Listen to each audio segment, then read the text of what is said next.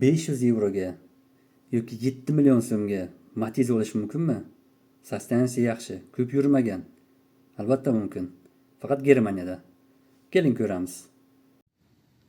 Mana o'sha 500 yevrolik Matiz. 138 mingta yurgan, 52 ot kuchga ega, benzinda yuradi, 2002-yilniki. Karoka perdachasi mexanika. Rasmlarni ko'ramiz. Rasmlardan yomon o'xshamayapti. Android radiosi ham bor ekan.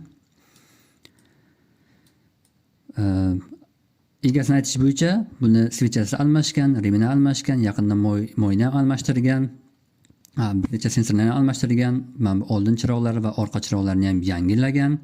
Avtomobilning faqat bitta muammosi bor, akkumulyator o'tirib qolgan. Akkumulyator yangilash yoki zaryadga berish kerak.